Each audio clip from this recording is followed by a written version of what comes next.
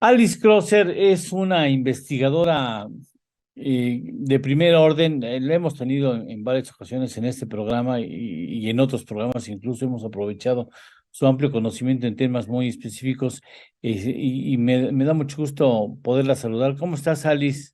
Buenos días. Hola, muy buenos días. Un gusto saludarles. Un gusto estar contigo otra vez, Eduardo.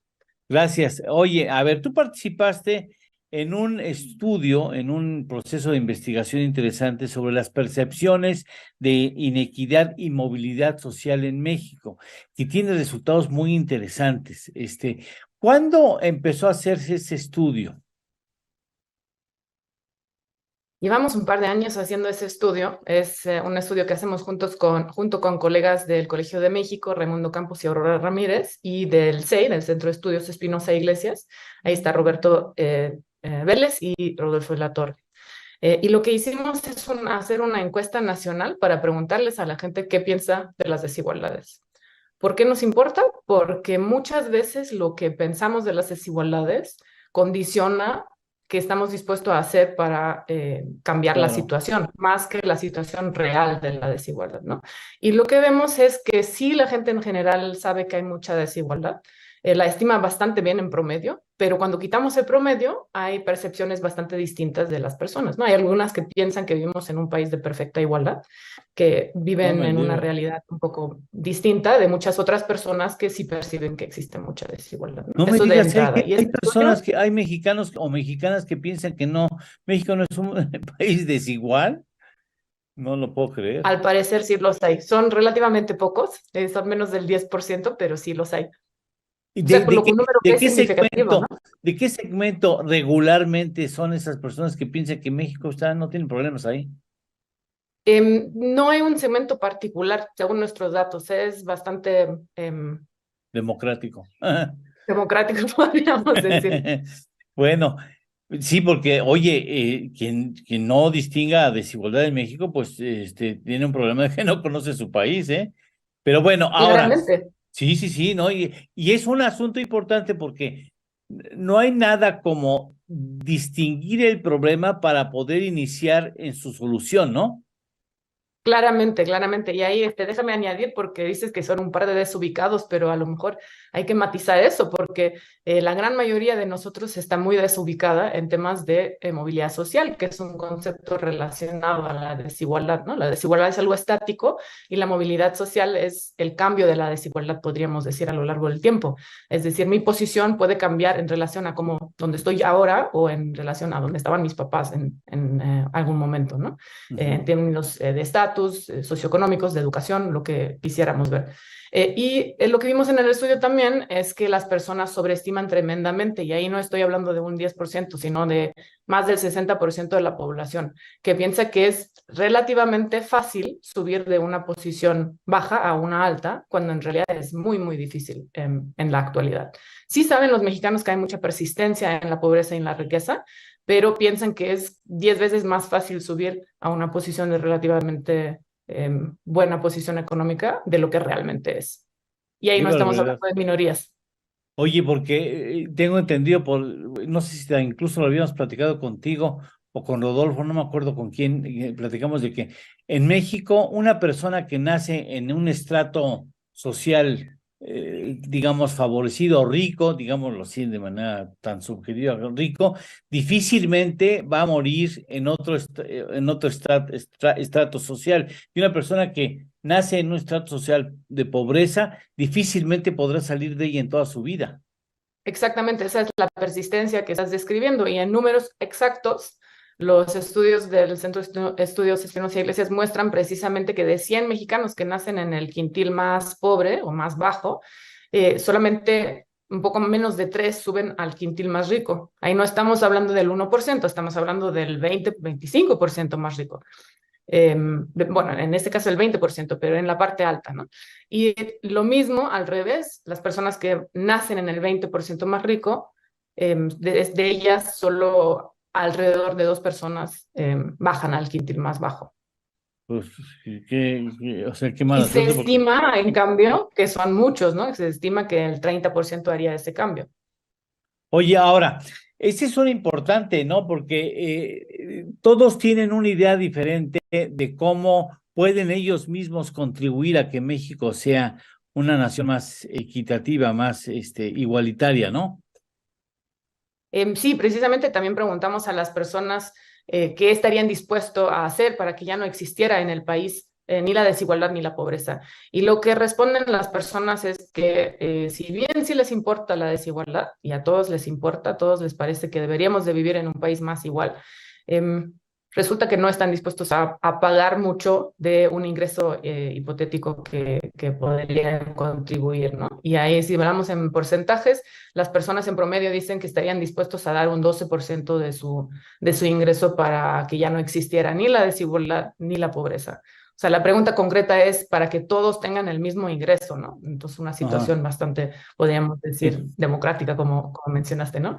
Pero ahí sí. déjame añadir una cosa, porque ahí hay una diferencia importante, ahora sí, en nivel socioeconómico, porque las personas de un nivel socioeconómico más bajo resulta que están dispuestos a dar el doble de las personas de un nivel socioeconómico más rico.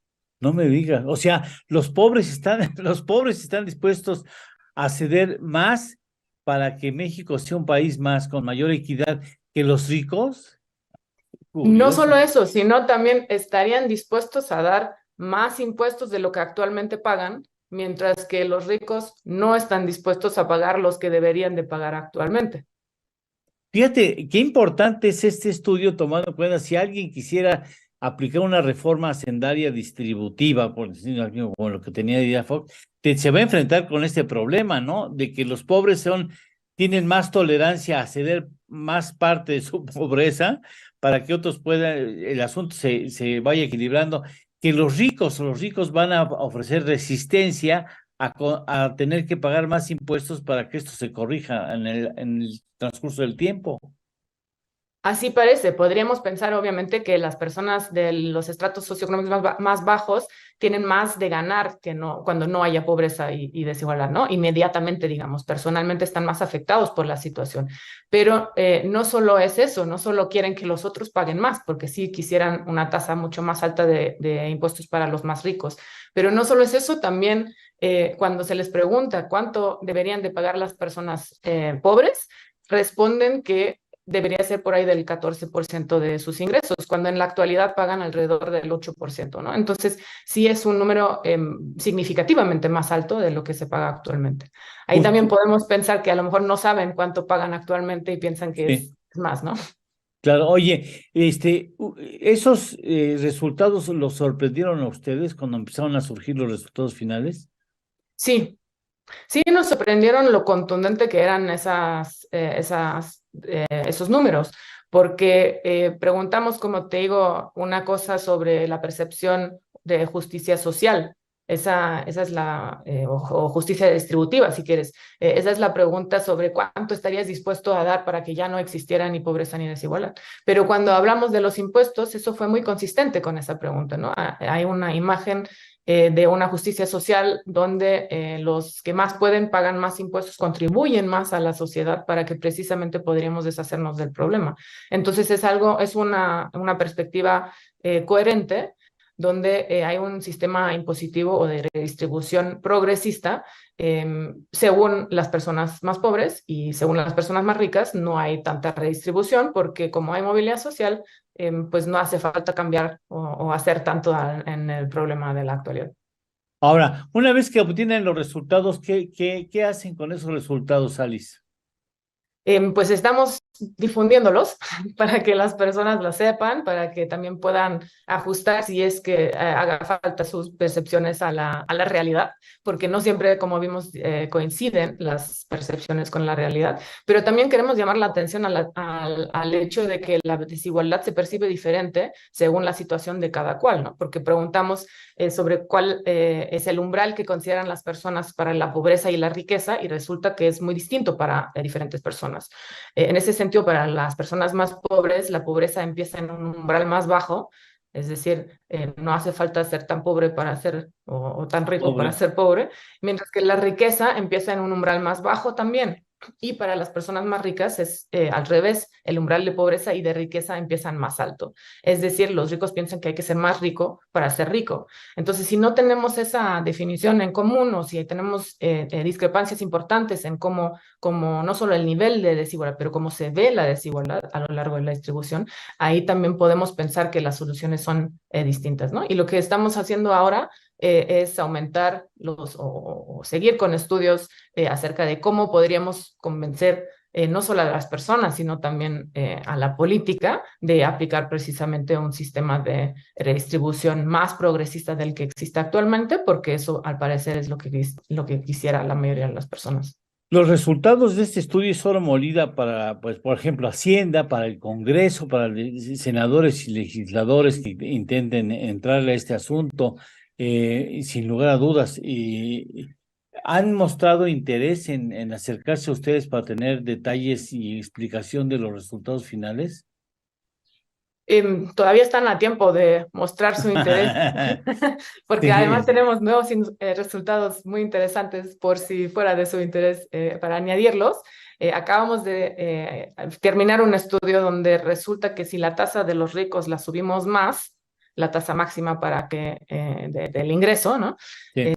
Perdón, del impuesto al ingreso, entonces los demás también están dispuestos a pagar más impuestos. Entonces, contraintuitivamente podríamos pensar, o al revés de lo que se pensaba por muchas décadas, no hace falta bajar la tasa de los ricos para que haya más impuestos, sino subirla para que los demás también estén dispuestos a pagar más impuestos. Una especie de efecto moral, podríamos pensar, ¿no? O de nuevamente justicia redistributiva, donde se piensa que los que más pueden pagar si contribuyen más, también los demás están dispuestos a contribuir más de su parte, ¿no? Y eso podría ser un resultado sumamente interesante si es que fuera el interés hacer una reforma progresiva. No, Lo bueno, cual, déjame añadir, es súper importante porque sí, necesitamos el ingreso del claro. Estado para poder redistribuir en términos de políticas Sí, sociales. este gobierno perdió la oportunidad para hacer en la primera mitad de su gobierno, hacer una reforma hacendaria o una reforma fiscal a fondo, ¿eh? Pensó que iba a mantener la popularidad en la segunda parte y ese margen de operación con el Congreso y pues erró en la estimación, porque si ha aplicado la reforma en la primera parte hubiera salido pues, sin problema, pero prefirió irse a la segunda parte, prometió no crear más impuestos como lo había hecho Enrique Peña Nieto y pues se le fue la oportunidad histórica. Pues muy a nuestro pesar, ¿no? Porque ya en Claro, ese momento estábamos todos claro, los que investigamos esos temas de acuerdo que sí hace falta una sí. reforma, ¿no? Porque hace falta más ingresos, es bastante obvio, porque si el gobierno no tiene el dinero para pagar sus sistemas de salud, de educación, etcétera, pues no va a haber un sistema más justo, más social, donde sí pueden ser primero los pobres, como es el eslogan. Oye, Alice, ¿y hay estudios, ustedes que son investigadores, hay estudios similares, equivalentes en otras partes del mundo que puedan ser con resultados coincidentes a lo que ustedes han obtenido? Sí, efectivamente hay estudios en otros países y no siempre los resultados son coincidentes. Precisamente una de las cosas que nos sorprendió, como preguntaste hace rato si nos Sí, sorprendieron los resultados, fue que los mexicanos sí en promedio estiman que hay un nivel de desigualdad muy alto, cosa que no necesariamente en otros países o no ha sido tan acertado en otros países esa estimación, ¿no? Entonces creemos que como es un tema que sí está en la agenda y sí se ha platicado mucho, se sabe que desde hace décadas y siglos, México es un país desigual. Esa parte de la información sí está muy internalizada, y también la pobreza la estiman bastante adecuadamente, podríamos decir, ¿no? O sea, muy cercana a cómo se mide y en términos de porcentaje de la población. Sin embargo, donde no hay acuerdo, porque no se habla tanto, son temas de riqueza y de movilidad social, ¿no? Entonces, claro. eso hay que ajustarlo, pero incluso en otros países donde se ha estimado temas de movilidad social, pues no ha sido muy acertado. Hay estudios que dicen que menos de 10 o alrededor del 10% de la población se ubica correctamente a sí mismo en la distribución. Entonces, si te pregunto a ti, ¿en dónde estás, en qué percentil de la distribución? Pues igual también te va a costar, bueno, tú sabes mucho de estos temas, igual y lo atinas, pero mucha gente no. Y Sí, eso sí, tiene que sí, ver no, con no, los sí, entornos en los que se encuentran, ¿no? Que son sí. sumamente diferentes. Sí, a mí lo que me alarma mucho y supongo que tú coincidirás conmigo es, yo tenía una percepción de lo que era México y cuando en el primer ejercicio periodístico que tuve que hacer me fui a zonas pobres, yo no daba crédito. O sea, yo decía, ¿cómo es posible que en México haya gente que viva en esas condiciones? O sea, quien conoce de cerca la pobreza no puede permanecer indiferente. O sea, cuando tú conoces la pobreza, los pobres, pobres, pobres, te rompe el corazón, tú dices, tú no es posible que un mexicano esté viviendo en esas familias mexicanas estén viviendo en esas condiciones, es más, no doy crédito que haya presidentes que hayan permitido que esa realidad no cambiara. Increíble, increíble, de Estoy de veras. acuerdo.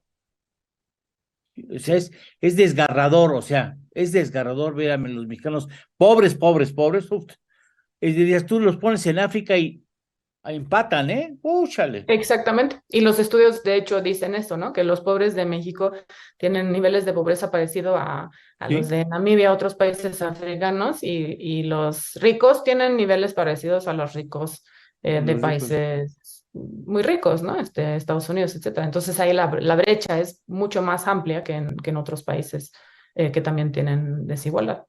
¿Dónde podemos tener acceso a los resultados del estudio, Alice? En nuestras redes, obviamente, lo estamos difundiendo. Ahí hay una infográfica muy bonita que se puede ver en 30 segundos o un minuto si uno lo tiene. En las redes pues mías y del CEI, del Centro de Estudios Espinosa Iglesias, ahí se difunde. Si uno tiene 5 minutos, puede leer un artículo en Nexus que está un poco más detallado. Y si uno tiene varias horas o mucho interés, podría ver también el artículo, los artículos académicos, pero esos están en revistas académicas y son un poco menos accesibles para personas que no van mucho al tema. Si usted tiene 16 minutos, esta entrevista, esta charla con Alice la vamos a subir en nuestras redes sociales. Mire, todavía mejor. Contribuimos así, ¿no? Pues hay que contribuir con Claro, esto, claro. con el tema, que la gente hable del tema y lo conozca, ¿no? Y vea el resultado y lo interesante de tener estudios de esa naturaleza, que es oro molido para el gobierno. Si el gobierno se preocupa por atender este asunto, pues son elementos muy importantes para ellos. Muchas gracias, Alice. Me da muchísimo Te agradezco, gusto, me Eduardo. da mucho gusto volver a saludarte. Gracias.